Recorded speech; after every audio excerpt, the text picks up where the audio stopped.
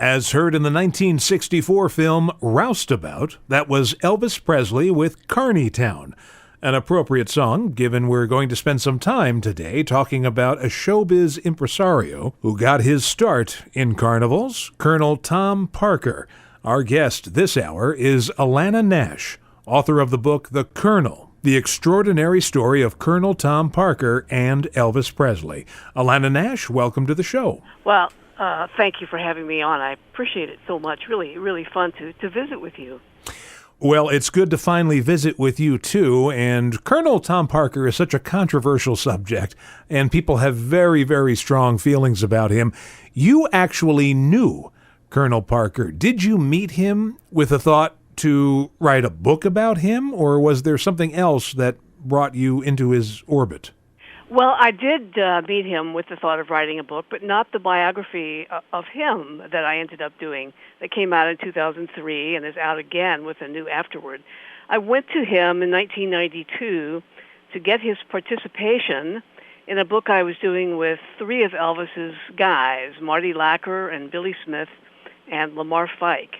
And he turned me down, but he kept saying, well, if you're out here in Las Vegas again, you let me know. So he was doing, it was a little bit of a cat and mouse game. Right. And that went on for 3 visits over 2 years. Did you have any expectations when you met the Colonel? What was your general impression of him?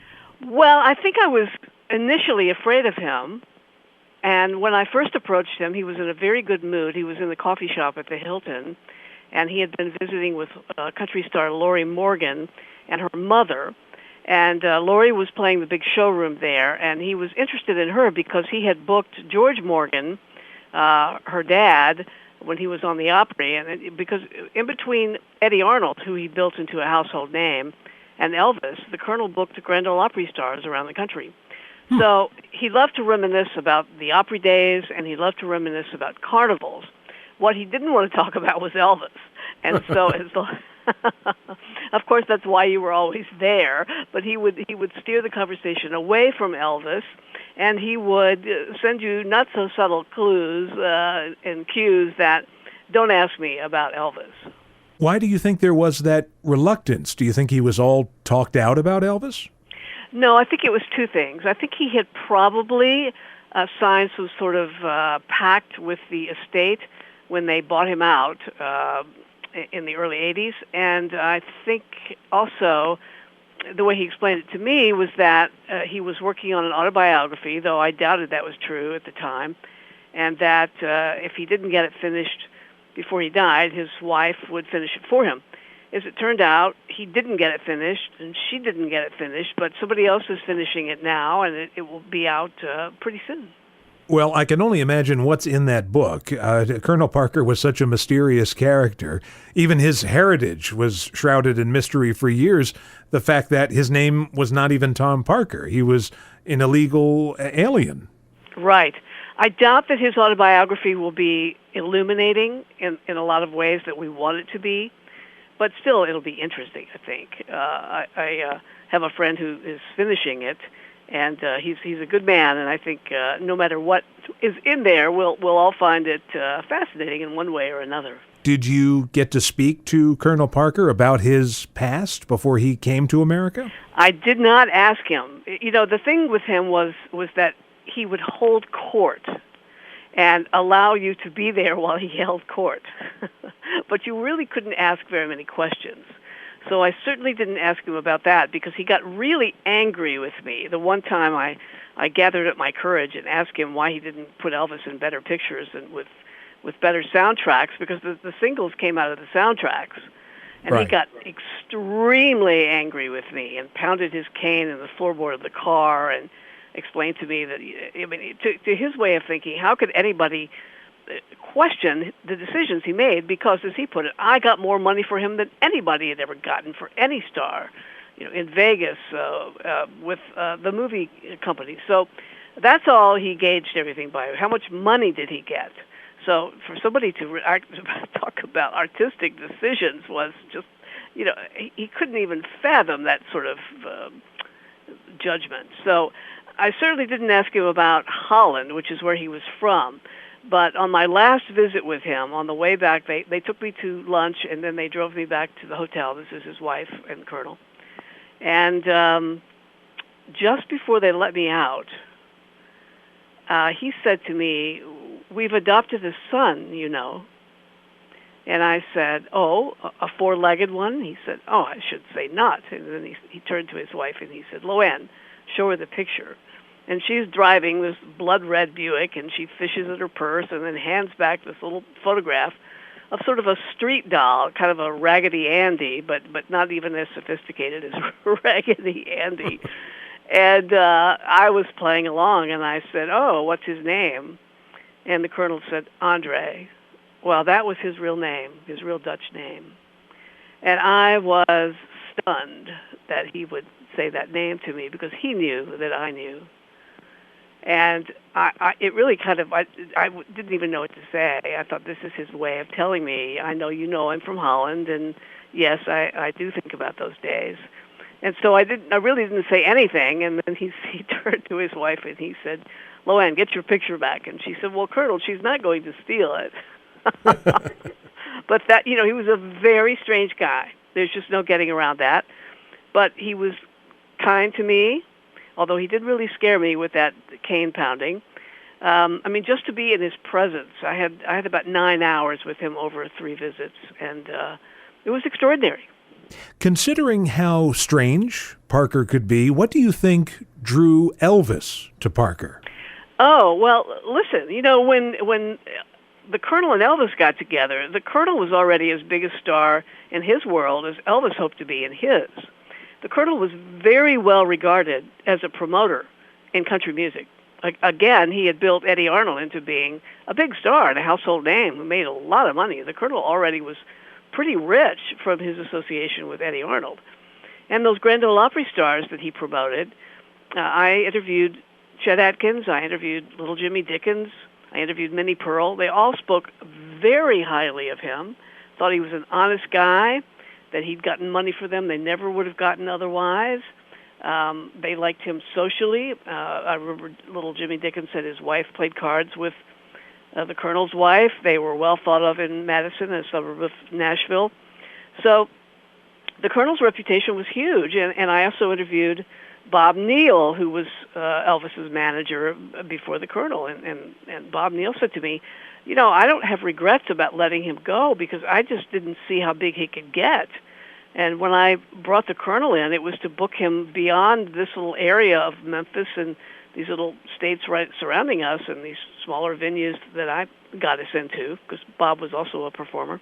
He said, I needed somebody to take Elvis out to New Mexico, say, and that's why I got in touch with the Colonel. So he saw that the Colonel was, as he termed him, a razzle-dazzle character, but that he had the brass and the know-how to take Elvis places that he didn't. So again, the Colonel was very well thought of in those days. I think there's a general feeling among Elvis fans that in the very beginning, Colonel Parker did great things for Elvis.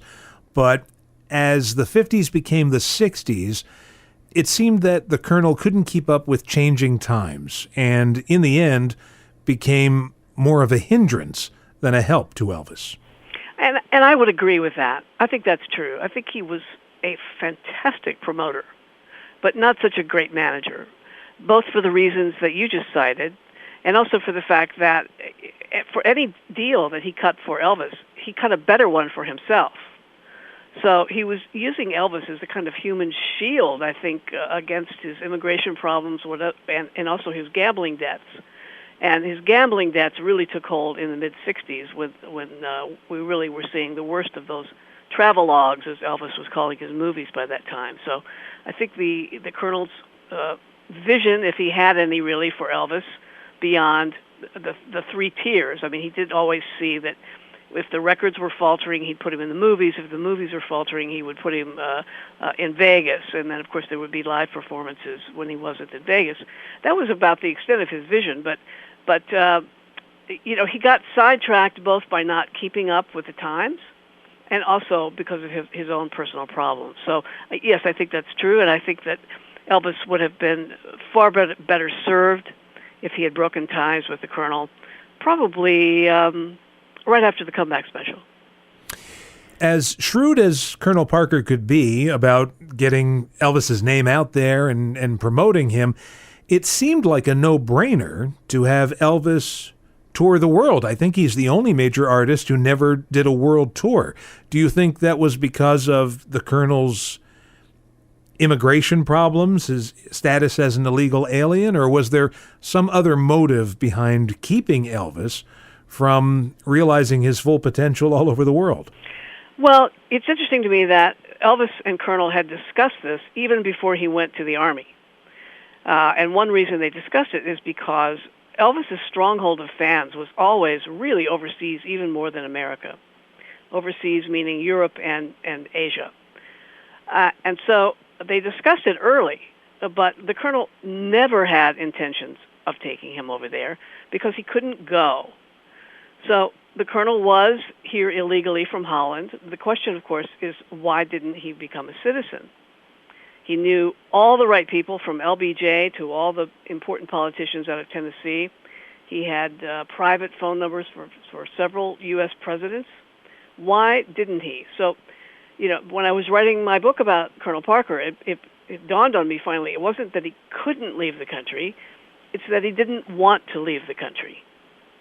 So he never applied for citizenship. It took me a year to get a letter from the State Department confirming that.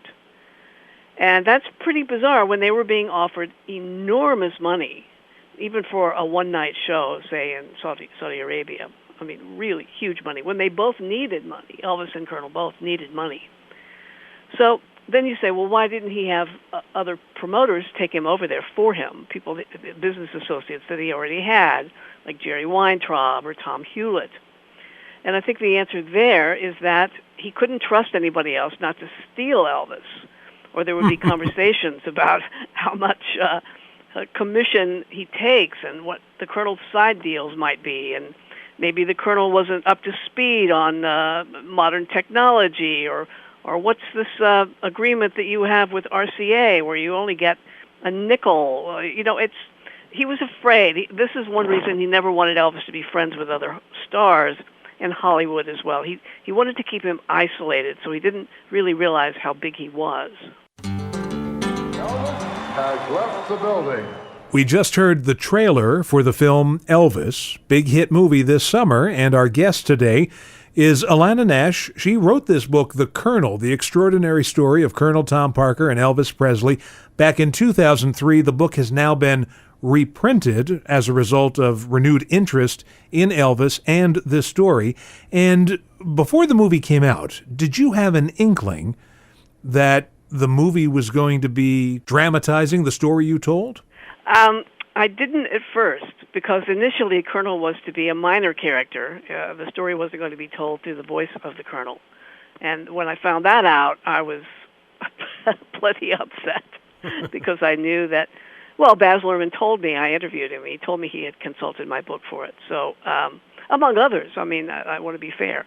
Mine was not the only one, but, my book is the major biography of Colonel Parker. And there are things from it that are in the film. And on the one hand, I'm kind of honored, and on the other hand, I'm kind of ticked, without any credit. But I have to let that go because, in a way, Elvis belongs to the world, certainly, and Colonel belongs to the world. So, it's easy to find faults with the film for lots of reasons, particularly telescoping a lot of events into one or two, and the timeline is all messed up for the real Elvis story. But, if you just let that go and sit back and just enjoy it for a film, it's quite an exhilarating ride. I know that people have said that the Colonel comes off as evil incarnate in the movie, but I got a sense that Tom Hanks was playing him with maybe some warmth and humor that the Colonel didn't have in real life. Well, the Colonel could be enormously funny, and he could be charming, and he could be humiliating. The whole gamut. He could put people down and cut them, slice them, and dice them, and be really cruel. My problem with Tom Hanks's performance is twofold. The Colonel didn't talk like that. The Colonel didn't talk anything like that. He did not have a heavy European accent. Most people would never have guessed that he was from Europe. Once you knew it, now, there were little things that gave it away. You could hear if you listened closely. He pronounced the word book, as in booking Elvis here and there, as boek. Well, that's absolutely the Dutch, He had trouble saying R's and J's, so it came out as Mr. Presley. And he had to really work about the letter Y, because the letter Y in Dutch is nothing like it is in this country. So there's a recording with a Canadian DJ named Red Robinson, and the Colonel's having fun with him. Red is called up hoping to talk to Elvis on the phone, and the Colonel says, "You just missed him. Just missed him." But then he catches himself. So the next time he has to use a J, he corrects himself, and he's on top of it. But the J's and the Y's got conflated there for him. But Tom Hanks's performance is also pretty bumbling there in the sequences about the '68 special, where he's made to look kind of like a fool over the Christmas song. The real special ended up just with one Christmas song, Blue Christmas, but the way Luhrmann has him running around and insisting on what child is this and a host of Christmas songs, the Colonel knew going into those rehearsals what the deal was, and wearing that ridiculous snowman sweater. I mean, I realize that, we have to dramatize it. It's not a documentary, but I thought that particular sequence was off base and really pretty unfair to Colonel, because he was a very, very smart cookie, and he would never have allowed himself to present himself in such a foolish manner. I had some issues with the movie. I haven't said too much about it. Usually when I see a movie like that, a high-profile movie, I write a review or something on Facebook. And I didn't want to spoil the party for so many people, because a lot of viewers saw that movie and walked out of that theater feeling great about Elvis and loving Elvis and having this renewed interest, as I mentioned, in Elvis.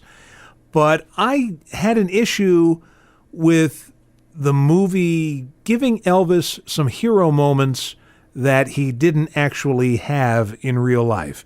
For example, the movie shows Elvis firing Colonel Parker from the stage. That didn't happen. Although when I'm watching the movie, I'm thinking, gosh, I wish this had happened. Yes.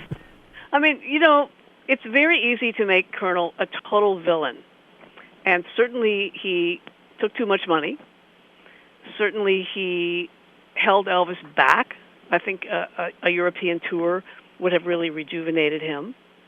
He did not step up when Elvis's health was in peril and insist that his client come off the road and get treatment. But he did a lot of really smart things at the same time. But, Elvis has to take responsibility for some of the things that happened to Elvis, too. Yeah. And that's what people rarely say. And I'm like you. I wish he had this huge confrontation with Colonel in a way that was meaningful, although to show it in the film that he called him out on stage is completely incorrect. Elvis had more dignity than to do such a thing. Right. Now, it's true that he did go on a rant about the Hiltons about the treatment of an employee there that he liked, but never about the Colonel. And I do wish that Elvis had been stronger. I think if he had, I always say he needed a stronger emotional backbone. And if he'd been able to stand up to the Colonel, he might not have died at the age of 42. So you've written 3 books now concerning Elvis, correct? Actually, 4. 4? I did a first one that most people don't realize I wrote. I ghost wrote a book for Alan Fortas, who was an early member of the Entourage. And then Alan died about 3 weeks after that book came out, so it fell under the radar. But it came out again in a paperback edition, and my name is on it. His son said we should put your name on this one, so there's somebody to talk about the book. But that book is out of print, but 4 total. Well, it begs the question, is there a 5th book about Elvis on the horizon? Well, I do have a lot of material about the Colonel that I want to get out there for historical purposes, and I might do a little ebook with that material in it. But numerous people have come to me through the years and have wanted to do some kind of Elvis-related book. But I think I have really said all I have to say about Elvis. Although there are always new ways of reframing him. He's the quintessential American story, really. In Europe, the fans are all ages, and in certain ways, they are more serious students of Elvis than Americans are, and they spell America Elvis. And so for those fans especially, Elvis will never die, and I do think that people will be studying him for centuries. But as far as what I have to contribute, I think perhaps shining a little more of a spotlight on the Colonel is about all that I am able to contribute going forward. A listener to the show and a really good friend of mine is an actor who played opposite Elvis in 2 movies, Spin Out and Clambake, and that's Will Hutchins. Yes. And Will Hutchins said when Elvis came along, it was like the world went from black and white to Technicolor. That's a great way of putting it. I always say to people that if you weren't alive when Elvis came on the scene, you cannot imagine how he changed the world. How, of course he had made big television appearances before the Ed Sullivan appearances, but the Ed Sullivan appearances were really the ones that everybody paid attention to. And everything changed with those appearances. Teenagers suddenly had their own youth culture. There was marketing to teens in a way to separate them from their parents. His music brought blacks and whites together. Going from black and white to Technicolor is a fabulous way of putting it. The freedom that he ushered in and a whole new way of thinking about the world, about music, about dress, about the races, you name it, it all changed. So as we start to wrap up here, where can people go to catch up with whatever your next project is going to be? Oh, thanks for asking. I do have a website, which is colonelparker.net. The book is on Amazon, and I'm on Facebook, always talking about various things, all kinds of things, not just Elvis or music. And I'm around. It'd be nice to meet new folks. All right, so you heard it here, folks. You can catch up with what Alanna Nash is doing over on social media. I want to thank you so much for appearing on the show. I know this interview has been some time coming, and it's just been great speaking with you. Thank you so much for having me.